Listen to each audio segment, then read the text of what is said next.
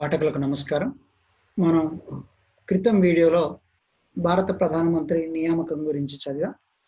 మరి భారత ప్రధానమంత్రిగా నియమించినటువంటి వ్యక్తి ప్రమాణ స్వీకారం మిగతా అంశాలను ఈ వీడియో ద్వారా మనం నేర్చుకుందాం. అయితే భారత రాష్ట్రపతి చేత ప్రధానమంత్రిగా నియమించబడిన వ్యక్తి పదవీ స్వీకార ప్రమాణం చేస్తారు. ఆ పదవీ స్వీకార ప్రమాణంలో భారత రాజ్యాంగానికి లోబడి కట్టుబడి భారతదేశ సార్వభౌమత్వాన్ని సమగ్రతను పెంపొందిస్తానని, తన విధులను త్రికరణ శుద్ధితో న్యాయబద్ధంగా ధర్మబద్ధంగా నిర్వర్తిస్తానని, ప్రజలకు అన్ని రకాల అన్ని సమయాల్లో అందుబాటులో ఉంటానని, రాజ్యాంగబద్ధంగా తన విధులను నిర్వర్తిస్తానని ప్రమాణం చేస్తారు. మరి ఈ విధంగా ప్రమాణ స్వీకారం చేయబడినటువంటి ప్రధానమంత్రి ఎంతకాలం పదవిలో ఉంటారు? ఇంతకుముందు చెప్పుకున్నాం మనం. వాస్తవంగా రాజ్యాంగబద్ధంగా ప్రధానమంత్రి పదవీ కాలం 5 సంవత్సరాలు. 5 సంవత్సరాల కంటే ముందే ప్రధానమంత్రి తన పదవిని కోల్పోవచ్చు, లేదా కొన్ని ప్రత్యేక పరిస్థితుల్లో ప్రధానమంత్రి పదవీ కాలం అంటే మీన్స్ నేషనల్ ఎమర్జెన్సీ అమల్లో ఉన్నప్పుడు 5 సంవత్సరాల పదవీ కాలాన్ని, లోకసభ యొక్క పదవీ కాలాన్ని, 5వ లోకసభ పదవీ కాలాన్ని 6 సంవత్సరాలకు పొడిగించారు. అప్పుడు ప్రధానమంత్రి పదవీ కాలం కూడా 5 సంవత్సరాల నుండి 6 సంవత్సరాలు. అంటే ప్రధానమంత్రి పదవీ కాలం డిపెండ్స్ అపాన్ ది లోకసభ. ఒకటి, లోకసభలో మెజారిటీ డిపెండ్స్ అపాన్ ది లోకసభలో మెజారిటీ. రాష్ట్రపతి గారు అటల్ బిహారీ వాజ్పేయిని ప్రధానమంత్రిగా నియమిస్తే 13 రోజులకే సభ విశ్వాసాన్ని కోల్పోతాడు. ఆయన ప్రధానమంత్రి పదవికి రాజీనామా చేస్తాడు. విశ్వాసాన్ని నిరూపించుకోలేకపోయాడు.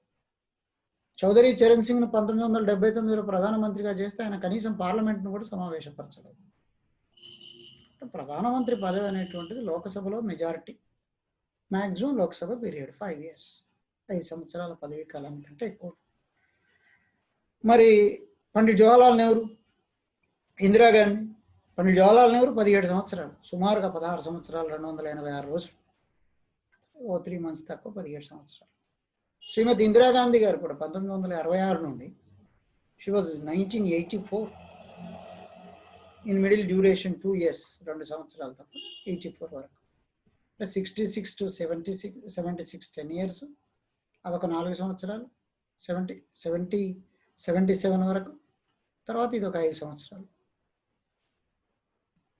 ఒక 10 సంవత్సరాలు, 10 సంవత్సరాలు 2, 12, 4, 16. సుమారుగా ఈవిడ కూడా అంతేకాలం పదవిలో కొనసాగారు. అంటే ప్రతి లోక్సభ ఎన్నికల్లో పోటీ చేయటం, ఆ రాజకీయ పార్టీ గెలవటం, రాజకీయ పార్టీ నాయకులు వాళ్ళే కనుక కొనసాగటం. లోక్సభ మెజార్టీ కోల్పోతే, లోక్సభలో మెజార్టీ సభ్యుల విశ్వాసాన్ని కోల్పోయిన ప్రధానమంత్రి పదవికి రాజీనామా చేస్తారు. దానికి సంబంధించి క్రితం మ్యాప్లో మీకు చూపించడం జరిగింది. ఇకపోతే భారత ప్రధానమంత్రికి ఉండే జీతభత్యాలంటే ప్రస్తుతం 2,80,000 రూపాయలు, ఇతర అలవెన్స్లు అన్నీ కూడా భారత ప్రభుత్వం కల్పిస్తుంది. దాంట్లో ఏమాత్రం కూడా సందేహం లేదు. కాకపోతే భారత రాష్ట్రపతి గారికి 5 లక్షల జీతం, వారి జీతానికంటే ఎక్కువగా భారతదేశంలో ఎవరి జీతభత్యాలు ఉండరాదు అనేటువంటి ఒక అంశం. సో ప్రస్తుతం అది 2,80,000గా నిర్ధారణ ఉన్నది. ఇకపోతే ప్రధానమంత్రికి ఉండే అధికారాలు విధులేమి, ఏం అధికారాలు ఉంటాయి ప్రధానమంత్రికి? భారత రాష్ట్రపతి సాధారణ అధికారాలను, అత్యవసర అధికారాలను ఈయన సలహా పైన ఆయన పాటిస్తాడు కనుక ఆయనకే విస్తృత అధికారాలు ఉంటాయి, ప్రధానమంత్రికే విస్తృత అధికారాలు ఉంటాయి. ప్రధానమంత్రికి ఉన్న అధికారాలను బట్టి కొంతమంది రాజనీతిజ్ఞులు ఏమన్నారంటే, ప్రధానమంత్రి పదవి హారములో మణిపూస లాంటిది. జనరల్గా నక్లెస్, హారాలు స్త్రీలు ధరిస్తారు కదా, ఇక్కడ మధ్య లాకెట్ ఉంటుంది. లాకెట్ బాగా కొట్టొచ్చినట్టుగా పెద్ద సైజులో ఉంటుంది. అట్లా ప్రధానమంత్రి అనేటువంటి వాడు మంత్రిమండలిలో మొదటివాడు, మంత్రిమండలిలో ఆకర్షణీయ కలిగినటువంటి వ్యక్తి, ప్రధానమైనటువంటి వ్యక్తిగా గుర్తిస్తారు. చుక్కల్లో చంద్రుడు, హారంలో మణిపూస, నావకు చుక్కాని లాంటివాడు, బండికి ఇరుసు లాంటివాడు, బంగ్లాకు పునాది రాయి లాంటివాడు అని భారత ప్రధానమంత్రి పదవికి ఉన్నటువంటి ప్రత్యేకత గురించి వర్ణించారు. ఇంకా కొంతమంది విమర్శకులు ఏమన్నారంటే, ఇందిరాగాంధీ, రాజీవ్ గాంధీ వాళ్ళ యొక్క పరిపాలన చూసిన తర్వాత ఇది పార్లమెంటరీ తరహా ప్రభుత్వం కాదు, ఇది ప్రధానమంత్రిత్వ తరహా ప్రభుత్వంలా కనిపిస్తుంది ఈ దేశంలో. Prime ministerial form of government, it's not a presidential form of government అని అన్నారు. తర్వాత అంటే రాజకీయ పార్టీలకు ఉన్నటువంటి ప్రత్యేకతలు, ఆ పార్టీని నడుపుతున్నటువంటి నాయకుడు, ఆ నాయకుడు ప్రధానమంత్రి అయినప్పుడు ఉండే ప్రత్యేకతలు, ఆ నాయకుడికి ఉండేటువంటి శక్తి, సామర్థ్యము, నాయకత్వ లక్షణాల మీద ప్రధానమంత్రి పదవి అనేది తెచ్చే అవకాశం ఉంటుంది. సో అట్లా ఈరోజు భారతీయ జనతా పార్టీ మరి ఒక సిద్ధాంతం పరంగా ఉన్నటువంటి రాజకీయ పార్టీలో కూడా నరేంద్ర మోడీ తప్ప ఇంకా మరి ఇతర హవా ఎక్కడ కూడా మనకు కనిపించదు.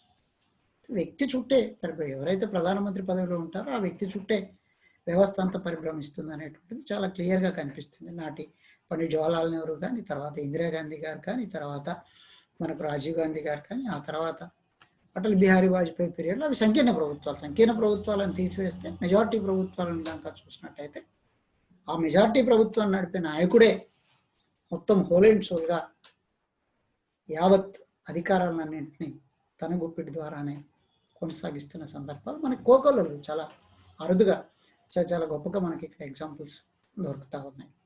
సో అట్లా మనం ప్రధానమంత్రిత్వ ప్రభుత్వాన్ని కూడా అనొచ్చు. ఇంకా ఒక సందర్భంలో ఏమన్నారంటే ఇందిరాగాంధీ కాలంలో రాష్ట్రపతి rubber stamp. Indira Gandhi was a prime minister, president of India, only rubber stamp. What she says the president of India has to follow it, blindly follow it. ఆ సందర్భంలో అన్నారు. సోనియా గాంధీ గారు యూపీఏ చైర్పర్సన్గా ఉండి మన్మోహన్ సింగ్ గవర్నమెంట్లో ప్రెసిడెంట్ ఆఫ్ ఇండియా అనే రబ్బర్ స్టాంప్ కాదు, even prime minister కూడా రబ్బర్ స్టాంప్గానే తయారైపోయింది.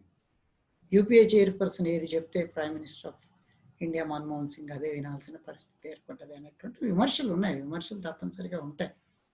ఒక వ్యవస్థ ఉన్నప్పుడు వ్యవస్థ యొక్క వ్యవస్థలో ఉపయోగాలు ఉంటాయి, విమర్శలు ఉంటాయి. వాటిని తప్పనిసరిగా ఆస్వాదించాల్సిందే, దానికి వేరే మార్గం లేదు. మరి భారత ప్రధానమంత్రికి ఉండే అధికారాలు ఏంటంటే అదే రాష్ట్రపతి గారి యొక్క శాసన అధికారాలు.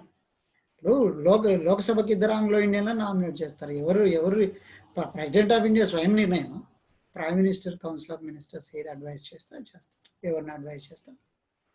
రాజ్యసభకు 12 మందిని వివిధ కళల్లో నిష్ణాతులైన వ్యక్తులను నియమిస్తాడు. ఎవరిని నియమిస్తారు? రాష్ట్రపతి స్వయం నిర్ణయమా? కాదు, ప్రైమ్ మినిస్టర్ నిర్ణయం.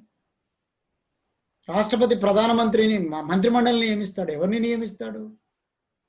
ప్రధానమంత్రి చెప్పిన వ్యక్తులు మంత్రులుగా నియమిస్తాడు. శాఖలు కేటాయిస్తారు. ఎవరు కేటాయిస్తారు? ప్రధానమంత్రి కేటాయిస్తాడు. ప్రధానమంత్రి సూచనల మేరకు రాష్ట్రపతి గారు కేటాయిస్తారు. అంతే. ఆ రకంగా ప్రధానమంత్రి ఏం చేస్తాడు? ఆయన మంత్రిమండలికి నాయకుడు, మంత్రిమండలికి రాష్ట్రపతికి మధ్య సంధానకర్త, పార్లమెంటు నాయకుడు, దేశ నిర్ణయాలలో కీలక పాత్ర పోషిస్తారు.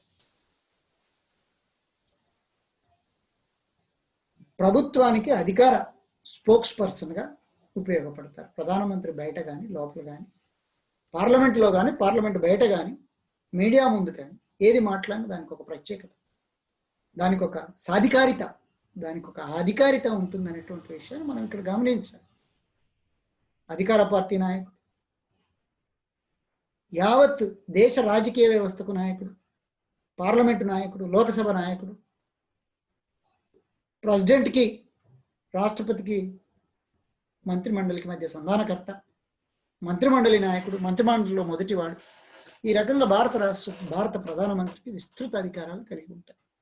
అందుకే చెప్పాను కదా, మనం హారంలో మణిపూస, చుక్కల్లో చంద్రుడు, బండికి ఇరుసు లాంటి వాడు, బంగ్లాకు పునాదిరాయి లాంటి వాడు.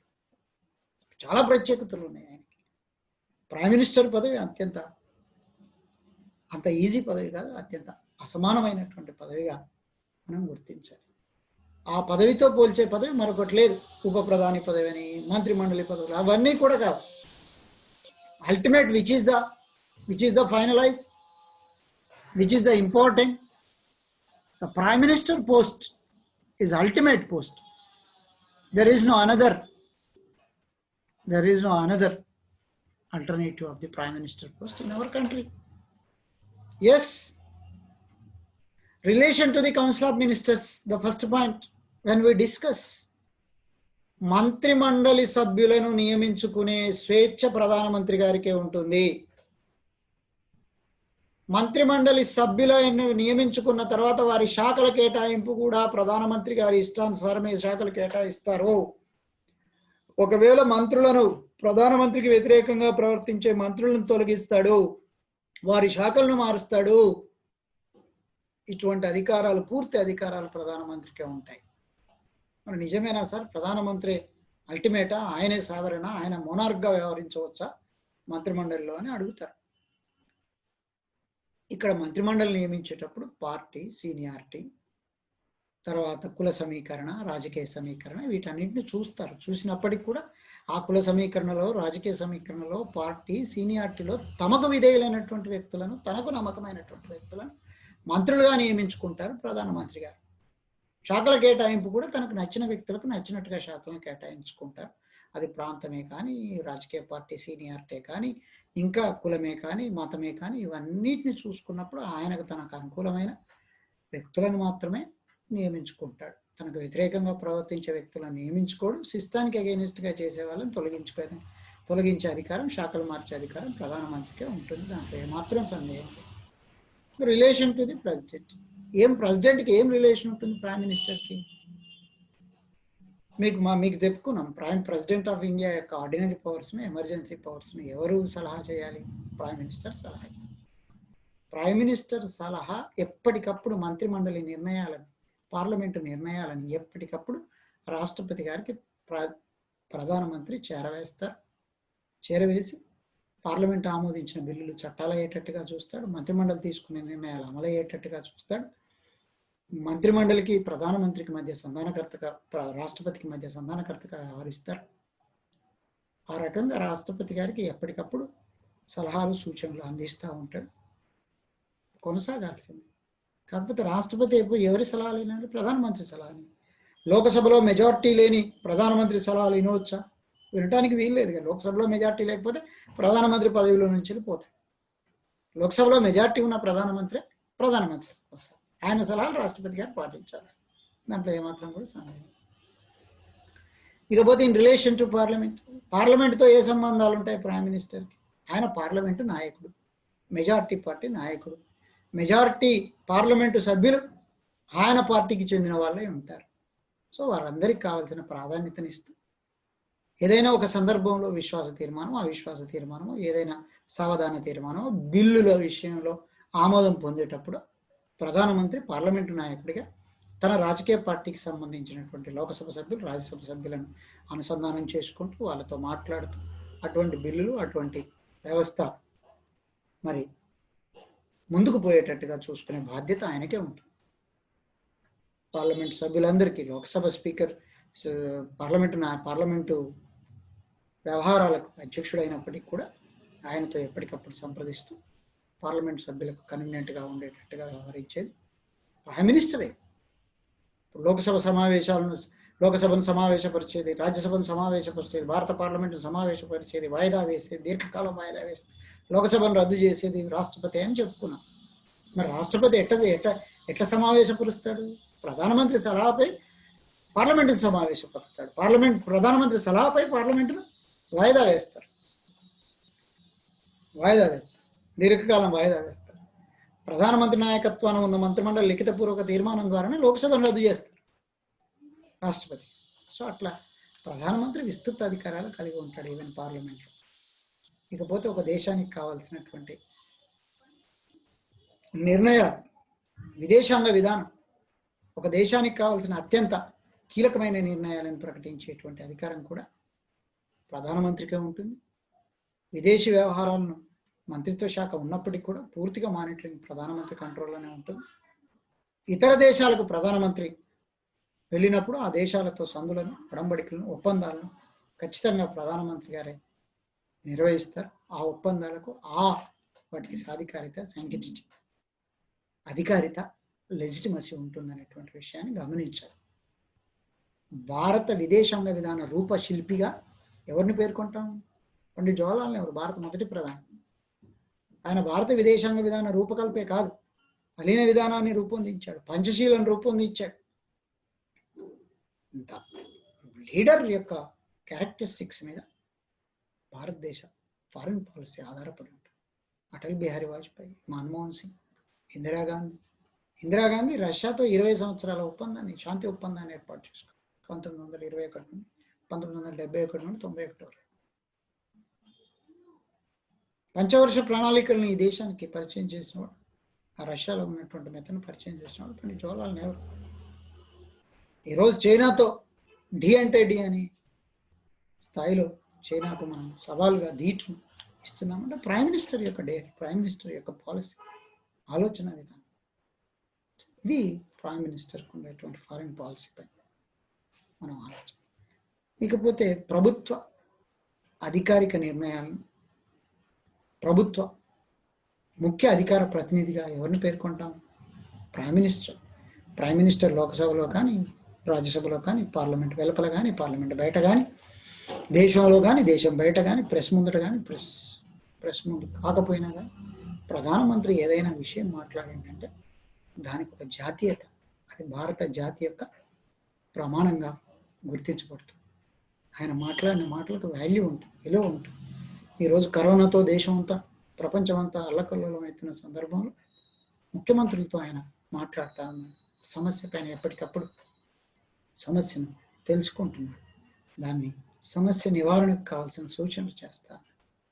అదేవిధంగా మన దగ్గర ఉన్నటువంటి మలేరియా మెడిసిన్ ప్రపంచ దేశాలకు కావాలన్నప్పుడు ప్రపంచ దేశాలు డైరెక్ట్లీ ప్రైమ్ మినిస్టర్తో అప్రోచ్ అవుతూ ఉన్నాయి.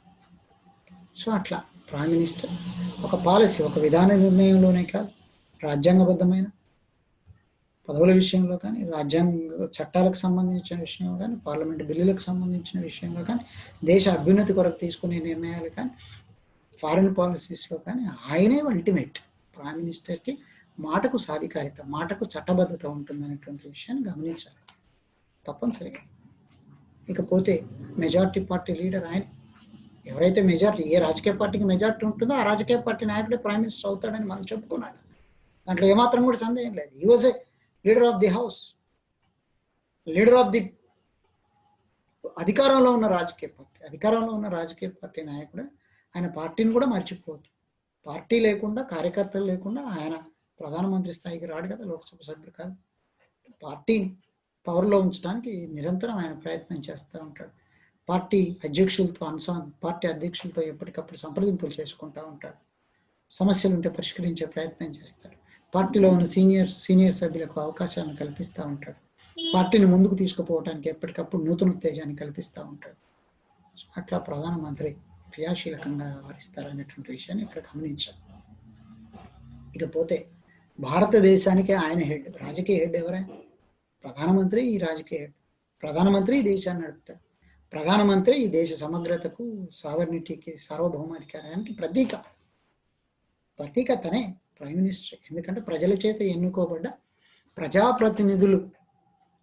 ప్రజాప్రతినిధుల్లో ఒకడై ప్రజాప్రతినిధుల ప్రతినిధిగా దేశాన్ని పరిపాలిస్తున్నటువంటి వ్యక్తి భారత ప్రధానమంత్రి. మరి అటువంటి నాయకుడే దేశానికి రాజకీయ హెడ్గా ఉంటాడు. Is a political head, is a head of the country, head of the nation. దాంట్లో ఏమాత్రం కూడా తేడా. సో అట్లా ప్రైమ్ మినిస్టర్ చాలా ప్రాముఖ్యత కలిగినటువంటి పదవి, దాంట్లో ఏమాత్రం కూడా సందేహం లేదు. మీరు చూస్తూనే ఉన్నారు. ఆ విధంగా భారత ప్రధానమంత్రి విస్తృత అధికారాలను కలిగి ఉంటాడు. ఆయన మంత్రుల నియామం, మీకు భారత రాష్ట్రపతి గారి ఎగ్జిక్యూటివ్ పవర్స్ ఉన్నాయి కదా. ఎగ్జిక్యూటివ్ పవర్స్ అంటే కార్యనిర్వహణ అధికారాలు. Attorney general of India, controller and auditor general of India, UPSC chairman and members, తర్వాత ఇతర SC commission, ST commission, BC commission, minority commission, మానవ హక్కుల కమిషన్, ఇట్లా భారతదేశంలో ఉన్న అన్ని కార్యనిర్వహణ అధికారులను రాష్ట్రపతి గారు నియమించిన ఎవరి సలహాపై నియమిస్తారు? ప్రధానమంత్రి సలహాపైనే నియమిస్తారు. సో అట్లా ఆ నియామకాలలో కూడా విస్తృతమైనటువంటి అవగాహన, విస్తృతమైనటువంటి అధికారాలు, ఎవరిని ఎక్కడ కూర్చోబెడితే దేశానికి మంచి జరుగుతుంది అనేటువంటి ఆలోచనలు ఉంటాయి. ఈవెన్ సుప్రీంకోర్టు ప్రధాన న్యాయమూర్తుల నియామకంలో కూడా ప్రధానమంత్రులు క్రియాశీలకంగా వ్యవహరిస్తారు. ఇందిరాగాంధీ పీరియడ్లో ఆమెకు నచ్చిన వ్యక్తులను చీఫ్ జస్టిస్ ఆఫ్ సుప్రీంకోర్టు చేసిందనే విమర్శ కూడా ఉన్నది, లేదనటానికి లేదు. సో ఇట్లా భారత రాజ్యాంగం ప్రకారంగా సంక్రమించినటువంటి పదవిని విస్తృతంగా ఉపయోగించుకునేటువంటి ఏకైక భారతదేశంలో ఏకైక అధికారం ఎవరికి ఉంటుందంటే భారత ప్రధానమంత్రికి ఉంటుంది. దాంట్లో ఏమాత్రం కూడా మనం సంశయించాల్సిన అవసరం లేదు. ఆ విధంగా భారత ప్రధానమంత్రికి సంబంధించి మనం ఎవరు అపాయింట్ చేస్తారు, ఎట్లా అపాయింట్ చేస్తారు, ఆ క్వాలిఫికేషన్స్ ఏంది, క్వాలిఫికేషన్స్ అనేటువంటి విషయాన్ని, తర్వాత వారి ప్రమాణ స్వీకారాన్ని, ఆ తర్వాత వారి పదవీ కాలాన్ని, వారికి ఉన్నటువంటి జీతభత్యాలు అనేటువంటివి నామినల్, అంటే ఇప్పుడు లోకసభ సభ్యుడిగా వచ్చే జీతభత్యాలతో పాటు కౌన్సిల్ ఆఫ్ మినిస్టర్స్లో హెడ్ కనుక ఆ కౌన్సిల్ ఆఫ్ మినిస్టర్స్ హెడ్గా వచ్చేటువంటి జీతభత్యాలను కూడా మనం ఇక్కడ పరిగణలోకి తీసుకోవాలి. తీసుకుంటేనే ప్రధానమంత్రి గారి నాయకత్వాన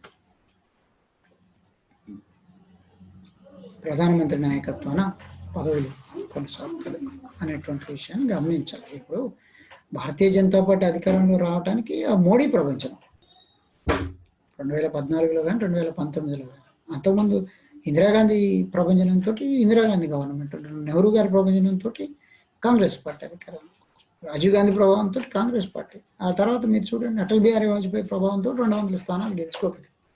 వ్యక్తి యొక్క ప్రభావం, పార్టీని నడిపించే వ్యక్తి యొక్క ప్రభావం. సో అది చాలా ప్రాముఖ్యత కలిగినటువంటి అంశంగా మనం గమనించాలి. సో ప్రజాస్వామ్యం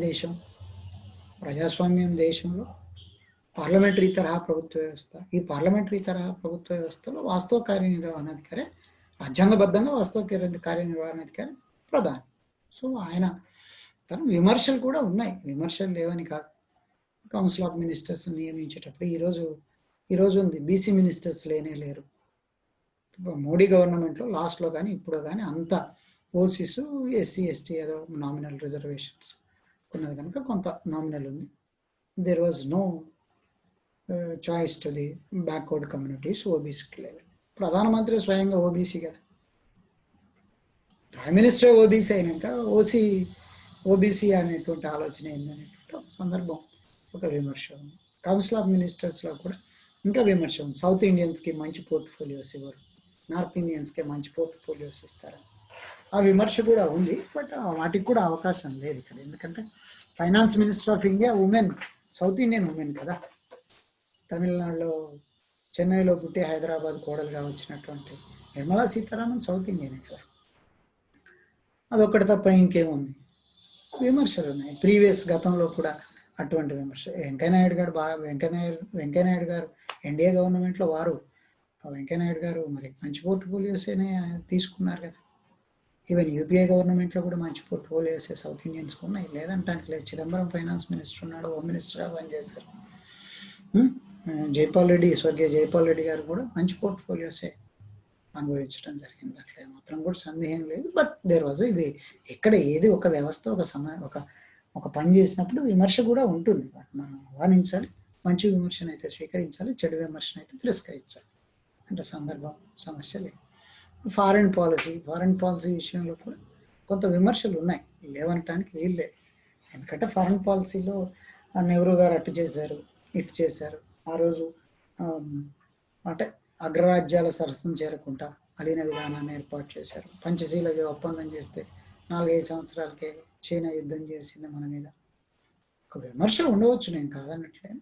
బట్ ఆ రోజు నాటి సమకాలీన పరిస్థితి, రాజకీయ కాలమాన పరిస్థితుల ప్రకారంగా, దేశ కాలమాన పరిస్థితి, రాజకీయ అవసరాలు, ప్రపంచ అవసరాల రీత్యా ఆ రోజు ఆ నిర్ణయం కరెక్ట్ అయి ఉంటుంది, కాదనడానికి వీలు లేదు. మరి ఆయన సామ్యవాదాన్ని ఏర్పాటు చేశారు. ఇందిరాగాంధీ సామ్యవాద తరహా రాజ్య స్థాపన కృషి చేశారు. మరి మన దగ్గర మిక్స్డ్ ఎకానమీ సిస్టంలో గ్రోత్ లేదు. 1991 పివి నరసింహారావు ప్రధానమంత్రి పదవి చేపట్టే నాటికి బంగారు నిల్వలు మొత్తం కుదవబడ్డాయి, దేశ ఆర్థిక పరిస్థితి చిన్న భిన్నంగా. మరి ఆ రోజు ఆయన డేర్ స్టెప్ తీసుకొని ఏం చేశారు, సరళీకృత ఆర్థిక విధానాలను ఏర్పాటు చేయడం జరిగింది. సరళీకృత ఆర్థిక విధానాలు ఈరోజు మరి తర్వాత వాజ్పేయి గారు, తర్వాత ఏర్పడ్డ ప్రధానమంత్రులు సరళీకృత ఆర్థిక విధానాలను కొనసాగిస్తూ ఉన్నారు, ఇంకా ఉత్తేజంతో ముందుకు తీసుకుపోతా ఉన్నారు. సో ఒక్కొక్క వ్యక్తిని బట్టి, ప్రైమ్ మినిస్టర్స్ వాళ్ళ యొక్క క్యారెక్టరిస్టిక్స్ బట్టి, అతి సుదీర్ఘకాలం పనిచేసిన నెహ్రూ గారు, సుదీర్ఘకాలం పనిచేసింది ఇందిరాగాంధీ గారు. నెహ్రూ ఏం చేశాడు, పంచవర్ష ప్రణాళికలను ఏర్పాటు చేశాడు, సామ్యవాద తరహా ప్రజాస్వామ్య వ్యవస్థను ప్రవేశపెట్టడానికి కృషి చేశారు. తర్వాత వారి తదనంతరం వారి కూతురు ఏం చేశారు, తండ్రి గారి పాలసీస్ని కొనసాగించారు. రాజీవ్ గాంధీ ప్రైమ్ మినిస్టర్ అయిన తర్వాత కొంత సైన్స్, టెక్నాలజీ, కంప్యూటరైజ్డ్ చేసే ప్రయత్నం చేశారు. ఆ తర్వాత పివి నరసింహారావు వచ్చారు, నూతన ఆర్థిక విధానాలకు తెరలేపారు. వారి తర్వాత వాజ్పేయి గారు దాన్ని కంటిన్యూ చేశారు. ఇవాళ నూతన ఆర్థిక విధానాల యొక్క వల్లనే ఈరోజు భారతదేశం ప్రపంచ దేశాల సరసన నిలబడగలుగుతుంది అనేటువంటి ఒకటి విమర్శ కూడా ఉన్నది. అంటే భారతదేశంలో పేదవాడుగానే ఉన్నాడు, సంపద కొద్దిమంది చేతుల్లోనే ఉంది. 130 కోట్ల జనాభాలో 1,13,00,000 మంది లేదా 1,30,00,000 మంది ఏది ట్యాక్స్ కడుతున్నారు, మిగతా వాళ్ళంతా ట్యాక్స్ కట్టలేరు. అంటే సంపద కొద్దిమంది చేతుల్లోనే ఉందా? ట్యాక్స్ కట్టే స్లాబ్లోకి వీళ్ళు రాలేదా, లేకపోతే ఎగ్గొడుతున్నారా, ట్యాక్స్ నుంచి తప్పించుకుంటున్నారా? ఇవన్నీ సమస్యలు ఉన్నాయి. సో అట్లా పార్టీ లీడర్గా prime minister, monarch prime minister అవుతాడు. ప్రైమ్ మినిస్టర్ అనేటువంటి ఆయన నియంతగా మారిపోతాడు, నియంతృత్వ ధోరణిలోకి పోతాయి విస్తృత అధికారాలు ఆయనకు వచ్చినప్పుడు. చూసాం, ఎందుకంటే విస్తృత అధికారాలు, పార్టీ అధికారాలు ఉంటాయి. వ్యక్తి చుట్టూ పరిభ్రమిస్తున్నాం కదా. భారత రాజకీయాల్లో చాలా ప్రమాదకరమైనటువంటి విషయం ఏంటంటే వ్యక్తి చుట్టూ పరిభ్రమించే రాజకీయాలే దేశాల్లో ఉన్నాయి, రాష్ట్రాల్లో కొనసాగుతాయి. ఆ పరిస్థితి నుంచి వెళ్ళిపోవాలంటే the people more educated, they can able to elect a proper leader for themselves అనేటువంటిది రావాలి. రాజకీయ పార్టీ, కుటుంబ పార్టీ అని ఇందిరాగాంధీ, నెహ్రూ, ఇందిరాగాంధీ, రాజీవ్ గాంధీ, సోనియా గాంధీ, రాహుల్ గాంధీ, ఇట్లా విమర్శ ఉంది పార్టీ కాదన్నట్లు. కుటుంబ పార్టీ, ఈవెన్ ప్రాంతీయ పార్టీల్లో అదే, జాతీయ పార్టీల్లో అదే, ఎక్సెప్ట్ భారతీయ జనతా పార్టీ అది లేకపోయినప్పటికీ కూడా వ్యక్తి చుట్టే ఈరోజు మోడీ చుట్టే పరిభ్రమిస్తుంది కదా Bharatiya Janata Party. There is no another alternative. Vajpayee and Advani చుట్టే పరిభ్రమించింది వారి కాలంలో. ఈరోజు మోడీ అండ్ అమిత్ షా చుట్టే పరిభ్రమిస్తున్నారు, వ్యక్తుల చుట్టూ పరిభ్రమిస్తున్నారు, వ్యవస్థ చుట్టూ పరిభ్రమించాలి. ఆ పరిస్థితి వచ్చినప్పుడే మనం ఈ నియంతృత్వ ధోరణి నుంచి ప్రభుత్వాలు బయటకు వస్తాయి. కొంత సంకీర్ణ ప్రభుత్వాలు ప్రైమ్ మినిస్టర్స్ నియంతృత్వంగా వ్యవహరించడానికి వీలు లేదు. ఎందుకంటే అన్ని రాజకీయ పార్టీలు సుమారుగా ఒక కూటమిలో 14 పార్టీలు, ఇంకో కూటమిలో 15-16 పార్టీలు, వీటన్నిటిని బ్యాలెన్స్ చేసుకోవాల్సినటువంటి అవసరం ఉంటుంది కదా. అటు నియంతగా వ్యవహరించడానికి వీలు ఉంటుంది.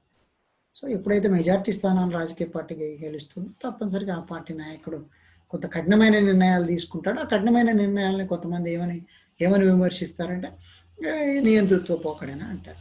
కొంత అవసరం ఉంటుంది, కొంత అవసరం లేని కాడ కూడా వ్యవహరించే పరిస్థితులు ఉంటాయి. మీరు చూశారు ఆంధ్రప్రదేశ్ ఉమ్మడి రాష్ట్రంలో రాజశేఖర రెడ్డి గారు, చంద్రబాబు నాయుడు గారు, రామారావు గారు కానీ వాళ్ళు ముఖ్యమంత్రులుగా ఉన్నప్పుడు ఏం చేశారు. ఈరోజు 2 రాష్ట్రాల్లో అక్కడ చంద్రబాబు నాయుడు కానీ, ఇక్కడ చంద్రశేఖరరావు గారు కానీ, ప్రస్తుతం ఇక్కడ చంద్రశేఖరరావు గారు కానీ, అక్కడ జగన్మోహన్ రెడ్డి గారు ఏ రకంగా వ్యవహరిస్తున్నారో మీ అందరికీ తెలుసు. పశ్చిమ బెంగాల్లో దీదీ ఏం చెప్తుంది నడవాలా, తమిళనాడులో అయితే కరుణానిధి లేకపోతే జయలలిత వాళ్ళు ఏం చెప్తే అది నడవాలి. అవే కొనసాగాయి. సో వీటిని మనం సీరియస్గా గమనించాల్సినటువంటి అవసరం ఉంది. దేశ రాజకీయ వ్యవస్థ ప్రక్షాళన కావాలి, ఇంకా అయ్యేటువంటి అవకాశాలు ఉన్నాయి. కులం పేరు మీద, మతం పేరు మీద, వ్యవస్థ పేరు మీద, ప్రాంతం పేరు మీద ఉన్నటువంటి వ్యవస్థ నుంచి ప్రజలు బాగా ఎడ్యుకేట్ కావాలి, బాగా చదువుకోవాలి, రాజకీయాల గురించి అవగాహన చేయాలి, అధ్యయనం చేయాలి. చాలామంది రాజకీయాలంటే మాకు పడి రావట్లేదు. రాజకీయాలు పడి రాకపోతే నువ్వు ఎలక్ట్ చేసుకునేటువంటి ప్రభుత్వం గురించి నువ్వు తెలుసుకోగలగాలి కదా. ప్రజలకున్న హక్కులు, భారత రాజ్యాంగంలో ప్రజలకి మౌలిక హక్కులు ప్రజలు తెలుసుకోలేకపోతున్నారు, ప్రజలకి చెప్పలేకపోతారు. సో ఇవన్నీ మార్పులు రావాల్సి ఉంది, కొంత టైం పడుతుంది. మనది 3వ ప్రపంచ దేశాల్లో భాగం, వెనుకబడ్డ దేశం. అది తిరిగి కోలుకొని తిరిగి తనంతట తాను స్వయం సమృద్ధి సాధించుకోవటానికి ఇప్పుడు 73 సంవత్సరాలు కంప్లీట్ అయ్యి 74వ స్వాతంత్ర దినోత్సవాన్ని నిర్వహించుకుంటా ఉన్నాం. ఇంకా ముందుకు పోవాల్సి ఉంది. ప్రపంచంలో అగ్రరాజ్యాల సరసన నిలబడాల్సినటువంటి అవసరం ఉంది. వీటికంటే ముందు భారతదేశంలో పేదరికం, నిరుద్యోగం, నిరక్షరాస్యత, ఆకలి చావులు ఇవన్నీ పోవాలి. ప్రజలు స్వయం సమృద్ధి సాధించాలి, పేదరికం నిర్మూలించబడాలి, విద్య అందరికీ అందాలి, జాతి సంపద అందరికీ సమానంగా పంచబడాలి. అని జరగాల్సినటువంటి అవసరం will be take some more time అంటే పాలకుల యొక్క నిర్ణయాలను, పాలకుల యొక్క ఆలోచన బట్టి ముందుకు పోతుంది అనేటువంటి విషయాన్ని మనం గమనించి భారత ప్రధానమంత్రికి ఉన్నటువంటి విస్తృత ప్రాముఖ్యతను ఈ వీడియో ద్వారా మనం నేర్చుకున్నామని మీ అందరికీ తెలియజేస్తూ నేను ఈ పాఠాన్ని ముగిస్తూ ఉన్నాను. సెలవు. అందరికీ నమస్కారం. నా ఛానల్ను సబ్స్క్రైబ్ చేసుకోండి. తర్వాత లైక్ చేయండి, షేర్ చేయండి. Thank you.